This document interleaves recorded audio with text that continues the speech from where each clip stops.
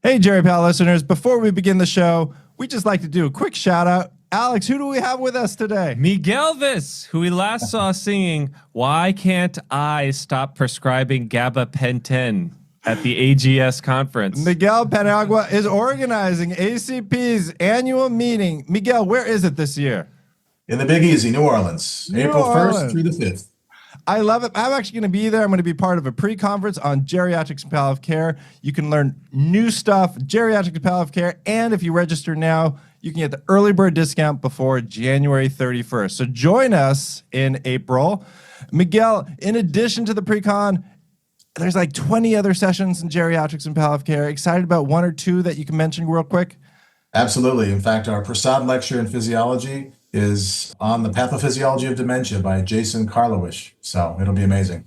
We got tons of great stuff going on in ACP. So join us in New Orleans. And if you do, maybe at night, we can all go to Alex's like 2 a.m. favorite place. Where is that, Alex? Café du Nord. Is that what it's called? Café du Nord. Last time I was there, Alex had beignet powder all over his face. Face full of beignets. So join us in New Orleans. Miguel, what dates? April 1st through 5th. And on to the show. Welcome to the Jerry Pal Podcast. This is Eric Wadera. This is Alex Smith. And Alex, who do we have with us We're today? delighted to welcome back Tim Farrell, who's a geriatrician, associate chief for age-friendly care at the University of Utah and chair of the American Geriatric Society Ethics Committee. Tim, welcome back to Jerry Pal. Wonderful to be here. Thanks for having me. And we're delighted to welcome from my home state of Michigan, Joe Dixon, who's a geriatrician and palliative care doc at Trinity Health. Joe, welcome to the Jerry Pal podcast. Thanks so much. Really excited to be here talking with you all. Joe, which city are you joining from? Ann Arbor. Ann Arbor, where I went to undergrad. All right. And finally, we have Yael Zweig, who is a geriatric nurse practitioner at NYU. Yael, welcome to Jerry Pal. Thank you. I'm excited. So we got a lot to cover today. We're going to be talking about the American Geriatric Society position statement on making medical treatment decisions for unrepresented older adults. But before we go into that topic, Tim, I think you have a song request. Yeah, it's such an honor to make a song request. Thank you. I could not think of a better song than All by Myself. Can you guys do that one? Absolutely. And Tim, there are multiple versions out there. What's your favorite one? I'm partial to the Eric Carmen version. I'm a little bit of a throwback kind of 70s, 80s guy. So if you wouldn't mind indulging that request, that would be great. That's great. And Eric Carmen died this past year. He died in 2024. And this song, interestingly, he admitted that it was inspired by the second movement of Rachmaninoff's Second Piano Concerto, which is one of my favorite pieces of music. So I found that little bit of history interesting. This one's a little high, so we'll see what happens here. This could be exciting. When I was young, I never needed anyone, and making love was just for fun. Those days are gone. Living alone, I think of all the friends I've known. But when I dial the telephone, nobody's home. All by myself,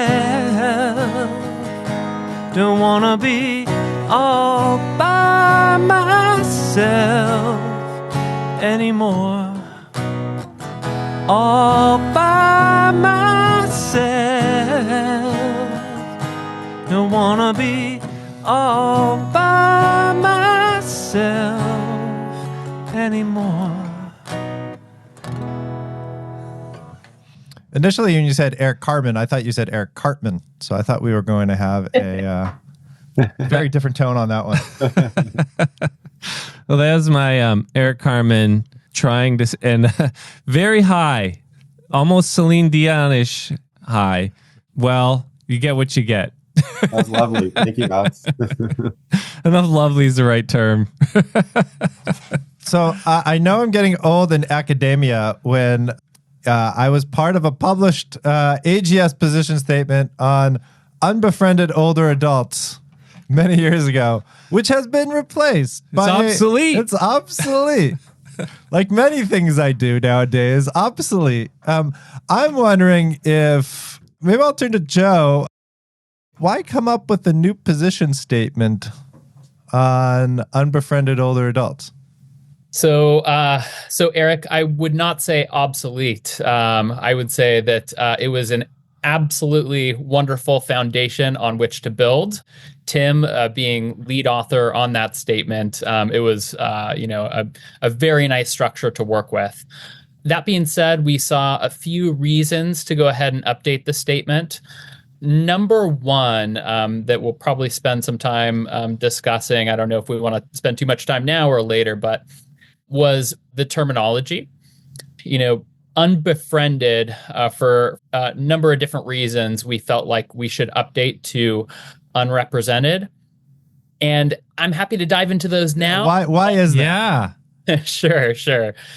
So I think the first reason that we saw and felt the opportunity was ripe for updating was that some of us had come across some anecdotal examples of patients expressing some offense to that terminology.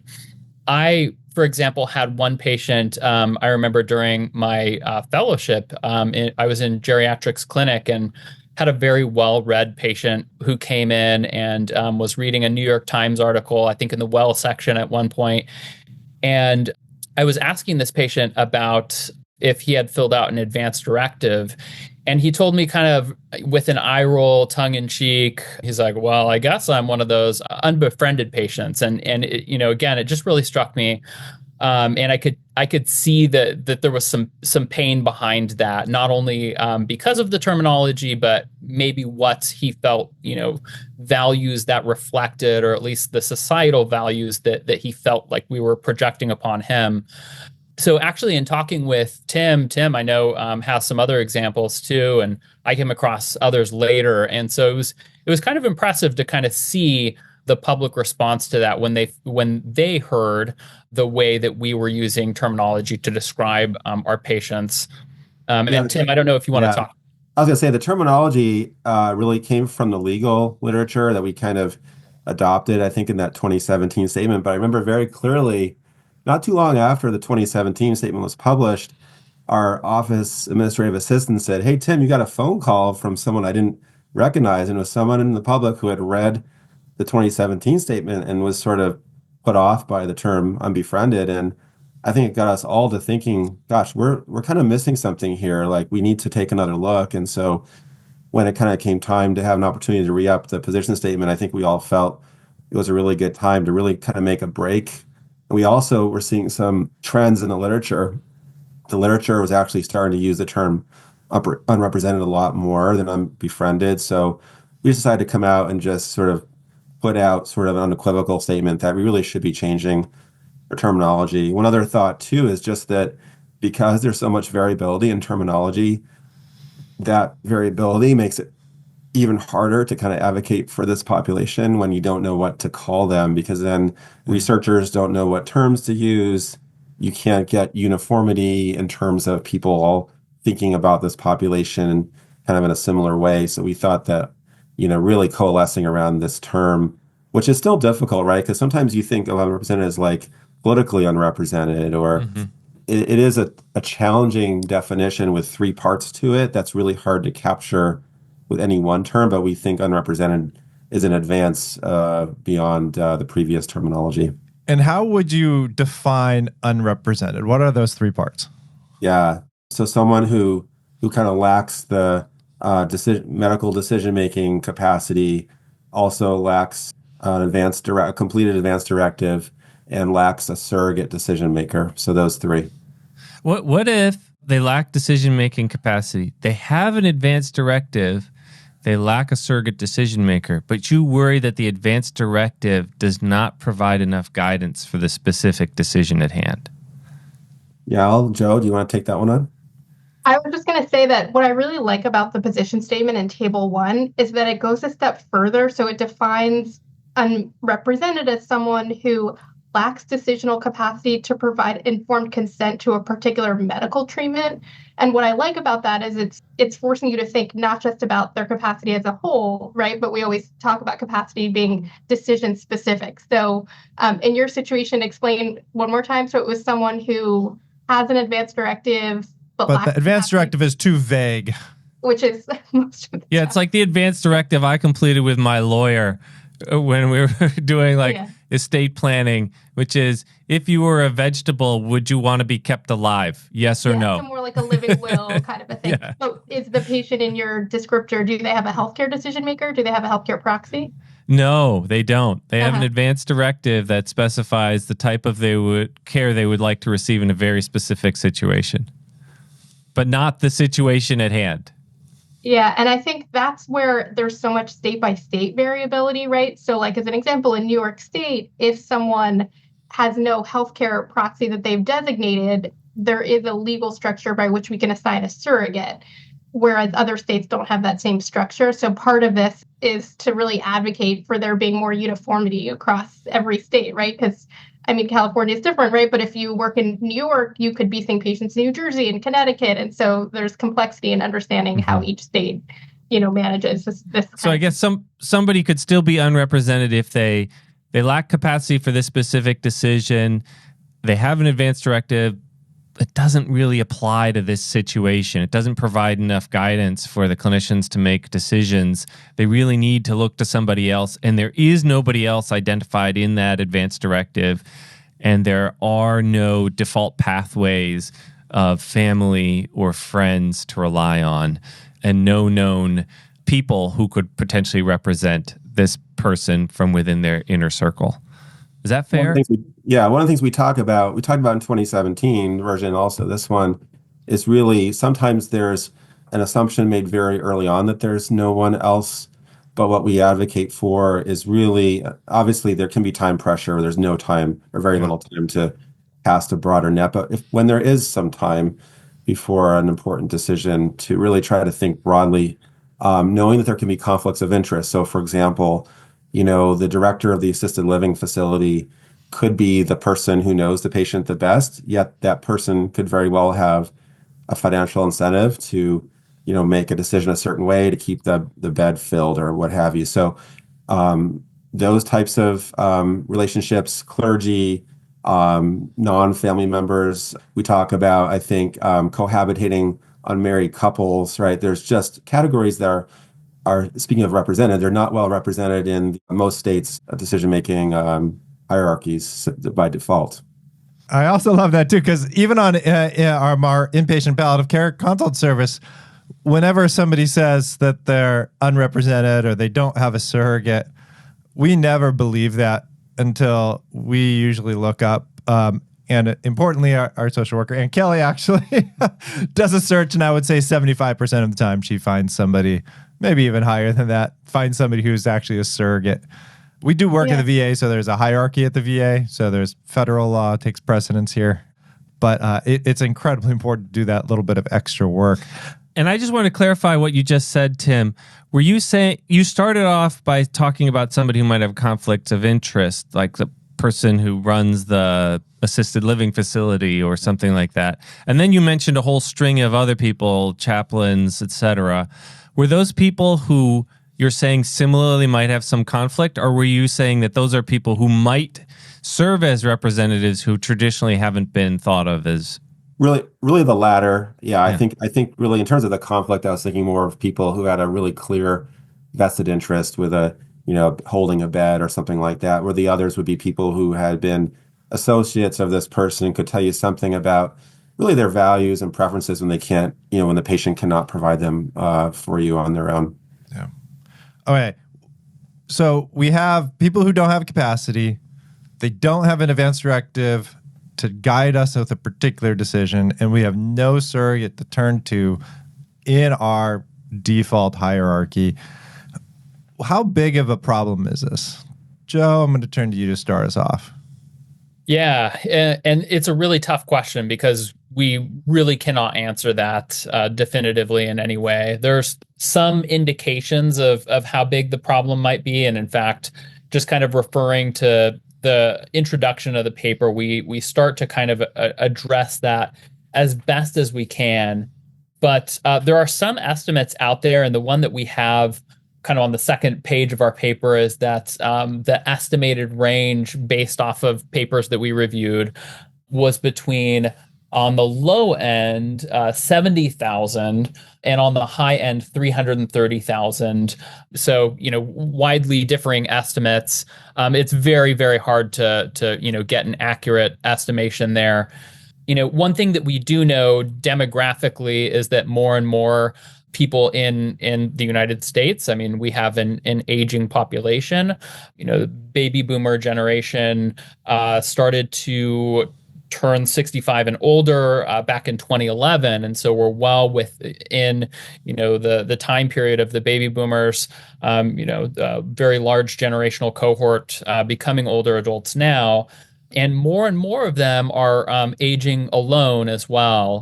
Marriage rates have fallen. The amount of children that people have had has decreased, and many people do not have any children. And we know that kind of a parallel thread with that is that loneliness, something that has been in medical literature more and more recently, is increasing along with those trends. Parallel to it, not exactly explanatory, but most certainly kind of part of this fear of this rising cohort of people at risk of becoming unrepresented and those who are already unrepresented. That really rings true with my clinical experience. And, just over my short clinical lifetime, I feel like it's gone from a once a month issue to like a once a week issue. And I know I do primarily inpatient work. Yael, I think you do inpatient work as well. Does that ring true to you? Yeah, absolutely. I mean, I think also like New York City has its own like uniqueness in a lot of ways in terms of like people being able to live alone and also thinking about these non-traditional surrogates where there's like a lot of considerations you have to make about conflicts. Like I've had people who've appointed their super as their healthcare decision maker. And certainly, I mean, I feel like every time we talk about what's changed in day-to-day life, we reflect on COVID, but like I feel like that still can't really be understated in terms of like people just losing social connections. I'd say in the outpatient setting, something that I see a lot is sort of disconnected, kind of geographically separated families where people are almost like functionally unrepresented because there's not someone there to make a decision in time, or they're not available. Maybe my favorite example of this is I had a patient in an assisted living facility whose son said he was only going to be available like on Tuesdays and Wednesdays if there was an emergency, right? Because of his work schedule or whatever. So that's great if you have a crisis on, those 2 days, but what about the other 5 days? So I have another patient who came to Utah to be near family, and then the family recently all left and moved to Idaho. So she's kind of stuck here all alone. So yes, they're a phone call away, but sometimes when there's a quick decision, sometimes even that's too far. Yeah, I'm going to turn to you, kind of boots on the ground, incorporating this new position statement. Let's say you have like a 70-year-old who comes in, doesn't have capacity. Let's say they're in the ICU now on a ventilator. Their advanced directive, they have one. Yay, they have an advanced directive. It says, if I have an irreversible condition, I would not want to be kept alive on machines, but you're not sure, like, maybe they're admitted for like COPD. You're not sure what to do in this particular case. But they also did not do the DPOA for healthcare form, so there's no healthcare surrogate. What's your next step? Yeah, I mean, I just was kind of smiling as the two of you were talking about your social worker that, can help find people. And the reality is like, that's a very fortunate position to be in, right? To have a social worker who's dedicated. In many places, a lot of us are in well-resourced academic medical centers, but many people are not. And I know for us, we don't have like a designated social worker on our team.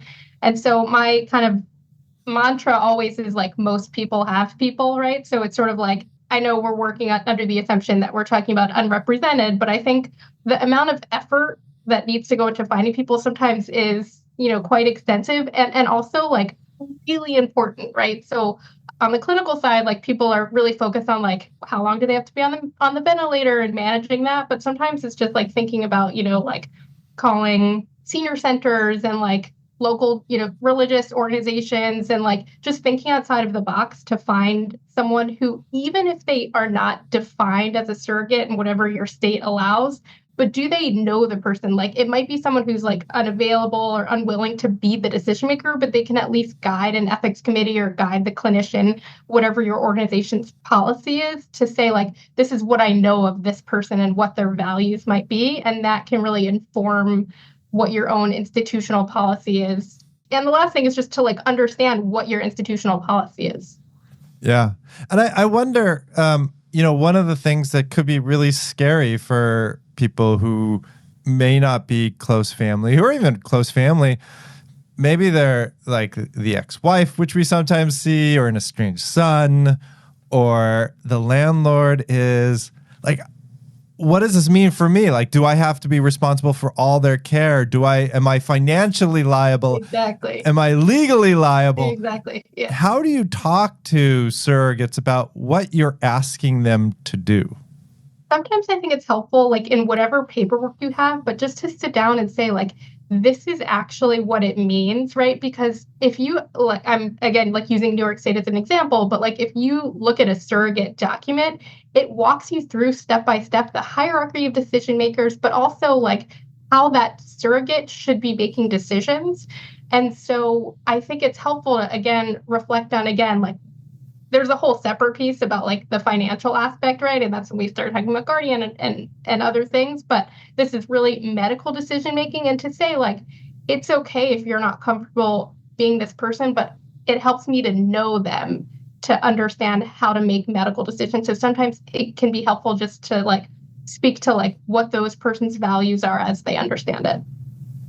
Joe, Tim, any other recommendations? Like, one thing I always think about too is, for a lot of these people, they may never have talked to them about what's important to them or what they would want if they ended up in an ICU on a breathing machine. So this whole idea of like substitute judgment, I'm going to put yourself in your shoes, is usually not a thing for some of these people to be able to do, but they can help us with their underlying values, kind of best interests. What do they think would be best given this? So we're not making this decision just as a healthcare institution. What do you all think? Yeah, amen to that. I think it's just so important to broadly explore those values and priorities of each patient before you start telling people what they should or should not do, or guiding them. I so often see it flipped, where people are telling people what they should or should not be doing before they know anything about the patient. And so just kind of having those exploratory conversations and what's a day in the life like? What did so-and-so like to do? Tell me, just what I often ask, what was a day in the life like, just to get a sense of what, somebody's day looked like. I don't want to go back too much, but one of the really, really important things too that I think is often skipped, and I wish that I could report that this was not, but I see it so frequently, is, does this patient even have capacity in the first place? I mean, for a ventilated patient who's in the ICU, who is unable to engage whatsoever, clearly that patient does not have capacity. But it's just crazy how many times I've seen it to where a patient's hard of hearing, and so they're not even talking with the patient, or there's a language barrier plus hard of hearing, or the patient just appears old. So actually really assessing capacity and being specific with your decision making, I think, is just so critically important and so often missed. Don't claim incapacity until you've gotten that pocket talker out. and like an interpreter, and actually assessing capacity with like an actual structured assessment, not just like what you think, or Do you have a good structured assessment that you use? I'm partial to the Applebaum criteria. Great. Like is ACE, the assessment of capacity evaluation form. You can Google it. It's up there. Tim, Joe, any that you use or you like to think about? Those, and also there's one called MedSail, which I think is interesting because it poses some hypothetical situations, more for the outpatient setting, but I think it's useful. I think there's a scenario like, what would you do if someone came to the door and offered you, a bunch of money, and obviously a scam. But if the patient's in a situation where they're like susceptible to scams, then it kind of clues you in that maybe you should really seriously question like their financial capacity, for example. Yeah. So it's interesting because that also brings up the question about you can have capacity for one thing, but not the other. exactly. Yeah. Like, you can have a capacity to decide on a surrogate, but you may not have the capacity to decide on the TAVR procedure that is being brought up. That's absolutely right. And I think my understanding is that the capacity to make really basic decisions like naming the person you wish to be your surrogate really is preserved even with fairly significant cognitive impairment. So it should always be presumed, even if you determine they lack capacity, it's still best practice to say, let's at least try to elicit this patient's sense of things, even if we don't feel they have capacities. I think that information is still included in the totality of the decision making, if you will. Okay, so we're going to make sure that they actually don't have capacity to be called unrepresented. We're going to get those pocket talkers out, those interpreters out. We're going to spend time with them, potentially going to do a structured evaluation. And even if they're intubated, it doesn't mean that they lack capacity. We've had many patients, especially, back in the day when I was in training, everybody who was intubated was completely sedated. That's not as true anymore, fortunately. And so oftentimes you can work with patients who are intubated and find creative ways to ask yes/no questions to elicit responses. I find speech language pathologists can be very helpful and underutilized. Everyone thinks about them for swallow, but in fact, their ability to aid communication can be really a game changer as well. So we're going to make sure about capacity. We're going to look for that advanced directive. We're going to look for surrogates. Darn it, they don't have any of those. What should we do? Should we just, we have courts. Let's just get them a guardian. So, not quite.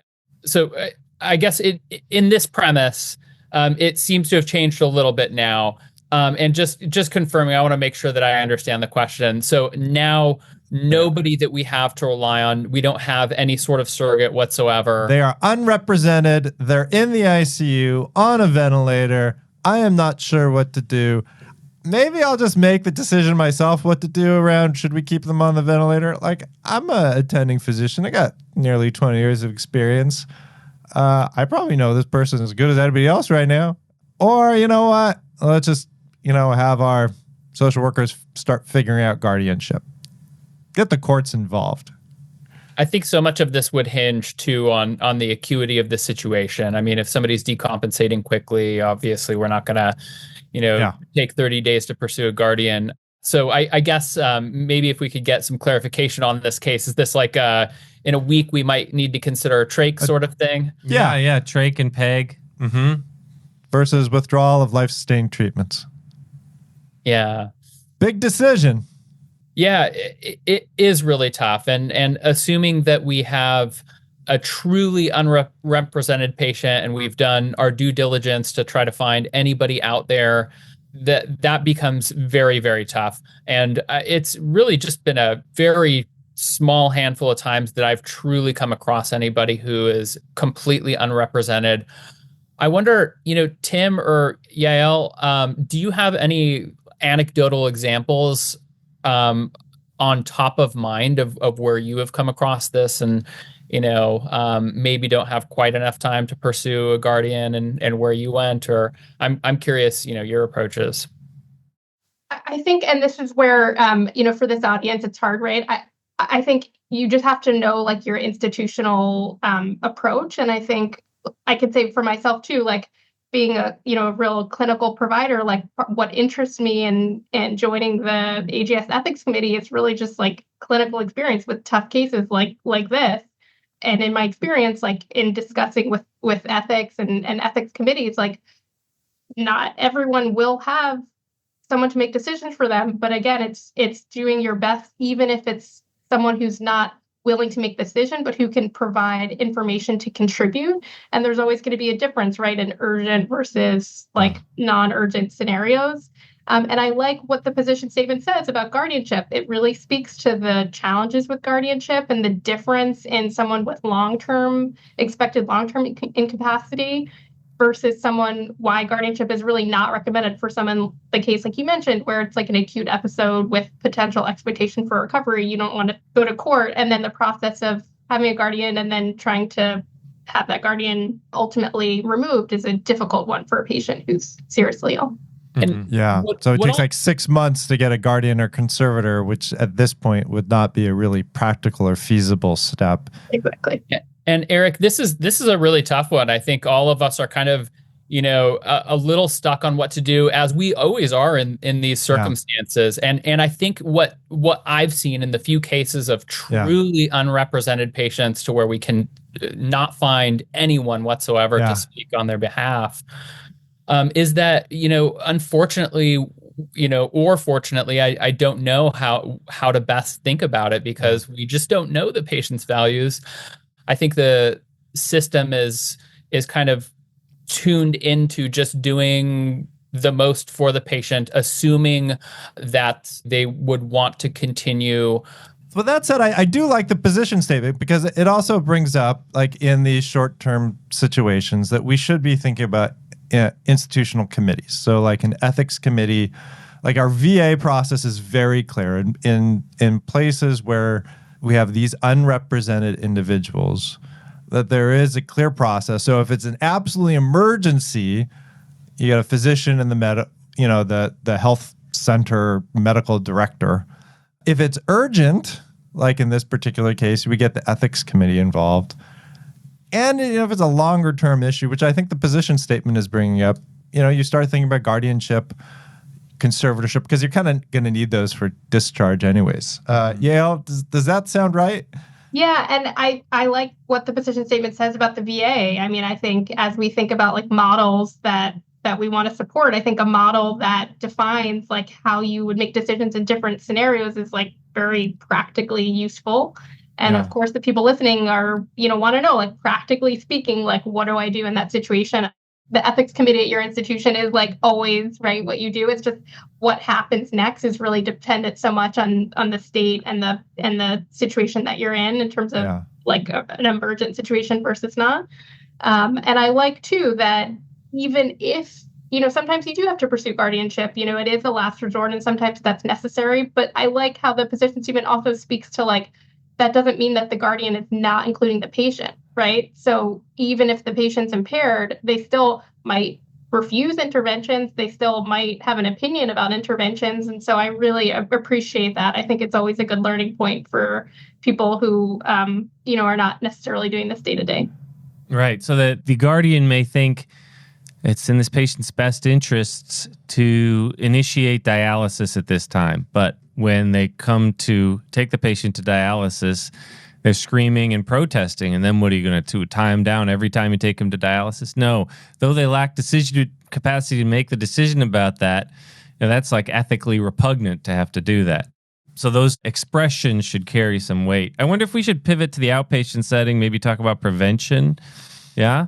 So what does the position statement have to say about how do we keep this from happening? Like if you're in the outpatient setting, Tim, and you're seeing somebody in clinic and you're worried that they're heading towards a path where, their chronic diseases are getting worse, we may have to make some decisions. And boy, I haven't been able to work with them to find somebody to help them make a decision.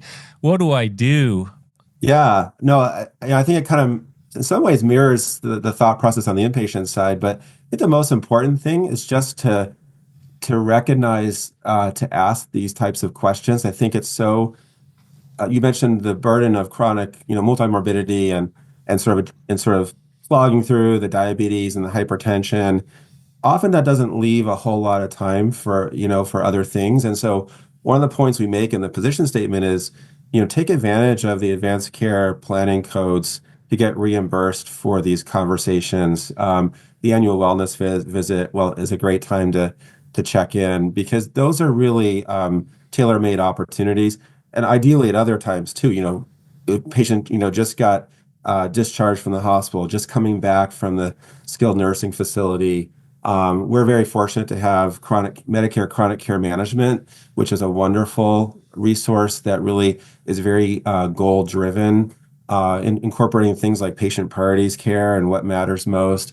And so that really sort of helps, I think, to get patients sort of primed to have this conversation at a point where you really can intervene and maybe be more likely to find those people who are surrounding them who may have some insight before a catastrophe occurs. And also any suggestions on how, let's say you ask, is there anybody that you trust to help make decisions for you? If you can't and they say no, do you just end with that, or do you dive deeper? No, I would go a little further, and maybe kind of take a page from Joe's book when Joe said, what does a good day look like for you, or what are the things that you value, and kind of go off there. Because I think if they say no to that question, it behooves us to become a little more creative to think, okay, so you said you wanted to stay living in your apartment for the next year. What do you think it would take to do that? And then maybe indirectly they'll start to tell you, well, here are the people I rely on to take me to my appointments. Here's who sets up my medications. And from that conversation, you might be able to get some insight. And if you're really fortunate, you do a home visit and really learn a lot more that way too. But, Dr. Farrell, you're the person that I know the most. You can just decide for me. Yeah. That's an interesting one. And I think I would probably in that case have to have a really frank discussion about some of the limitations of clinicians sort of making those types of consequential decisions on behalf of patients, and say, you really probably don't want to go there. You may regard me highly as your physician, but I really don't. I see you for this 30-minute slice of time 3 times a year, but there's 364 other days of the year that are not filled with interactions with me. They're filled with other things in your life. So tell me about those other 363 days of the year. Yeah.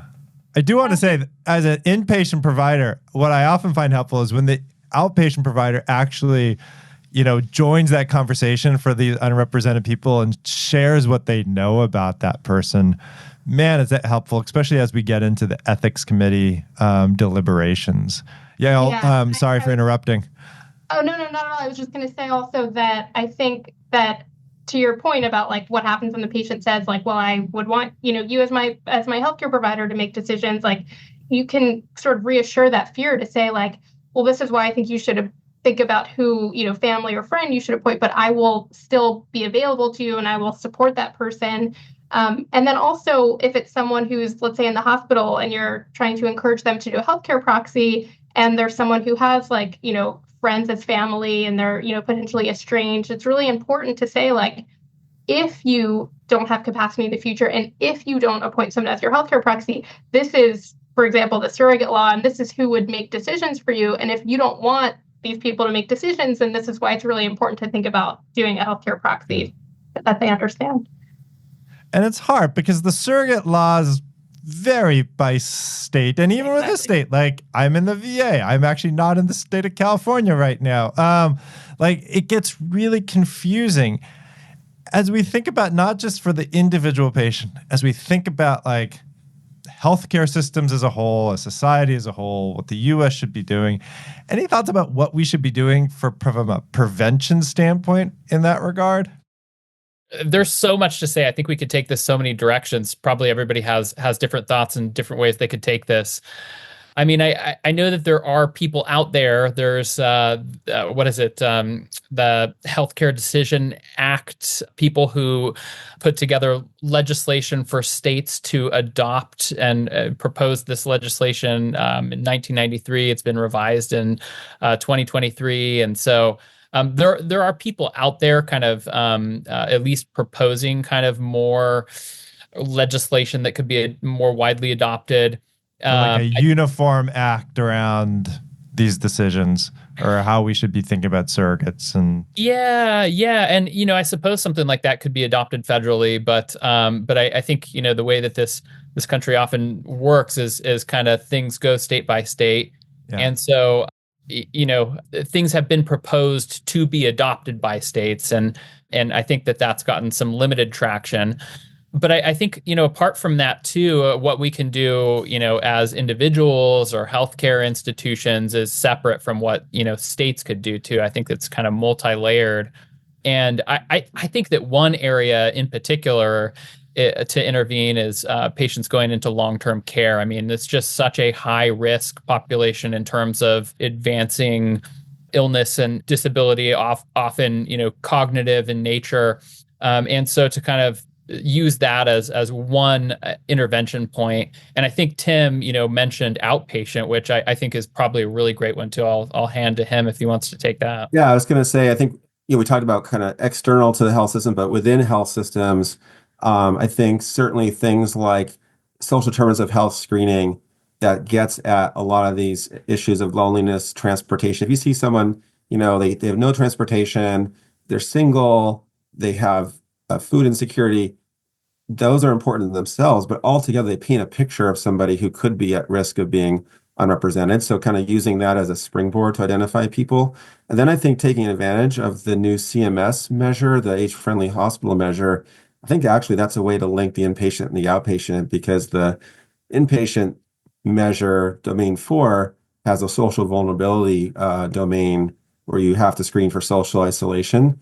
And I fully expect CMS will bring this measure into the outpatient world. So why not start building those systems that bridge inpatient and outpatient so we can kind of flag social isolation as sort of an initial warning sign to say, let's take the next step and say, not only isolated, could they actually be at risk for being unrepresented in the future? And what can we do about it now? Yeah. I wonder, as we come to the end of this, like if you had a little magic wand around prevention of unrepresented older adults, what would you use that magic wand on from a prevention standpoint? Yeah, Al, I'm going to turn to you first. Yeah, that's a good one. I mean, I think having longitudinal relationships with providers, like beyond just your own, physician or practitioner, PA, whoever you're seeing in the outpatient, but having a relationship with maybe it's like a community health worker or a social worker, someone else who can help you beyond just like your medical needs and thinking about kind of the health of your, the psychosocial system writ large. It's great. Joe? Oh, I'm just kind of thinking of this magic wand question. Again, so many things you could say. I would say that maybe a multi-pronged approach. Again, I mentioned long-term care, outpatient, inpatient, maybe even, Medicare enrollment. All of these could be kind of, I don't want to use them as, quote, harassment points, but points to repeatedly say to patients as they're, entering, any of these care pathways, to say, hey, look, who is your surrogate? Who is the person that you designate? And kind of not dropping it until that is complete. Great. Tim? I'm an educator at heart. I always think about the workforce needed in healthcare to have these conversations. And if everyone, not just geriatricians, but if everyone can have as a procedure the ability to ask about what matters in a very, empathetic and skilled way, and to remember, to build this into health systems to make it sort of automatic, I think that would be a real advance to help solve this problem. Yeah, wouldn't our system be better if instead of training our residents to ask about code status every time a patient's admitted or in the outpatient setting, we train them to ask about what matters most and who could help doctors make decisions in the cases of incapacity? That would be so much better, right? And I guess Alex did his magic wand. I'm going to use a magic wand then. Yeah. And my magic wand would be, and there is a place in the EHR where it's dedicated where you put that information so you don't have to go hunting for it and spend, 70 hours trying to find who this person's surrogate is. I would say stay tuned for AGS 2025 because I'm going to be giving a presentation with a colleague about that specific issue. We did create something called an ACP Navigator where it pulls in all the information and it can be accessed like in one area in the chart, so you don't have to chart dig. So, that's great. Yeah. We have that at the VA too, a life-sustaining Okay. treatment note. And for those who are interested, we're going to have some on our show notes, some resources. I'll put a link to the VA advanced care planning policy that has information on what to do around this, because I do think it's actually very helpful. Did we get everybody's magic wand? I think we got everybody's magic wand. And some of us used it, multi-pronged approach. Yeah. That's good. Multiple magic wand. Because, yeah, none of us want to be all by ourselves. Living alone, I think of all the friends I've known. But when I dial the telephone, nobody's home. All by myself. Don't wanna be all by myself anymore. Yael, Tim, Joe, thanks for joining us on this Jerry Pal podcast. Thanks so much. This is great. Yeah, thanks for inviting us. This has been a lot of fun. And a big thank you for the position statement too. We'll have a link to that in our show notes. And thank you to all of our listeners for your continued support.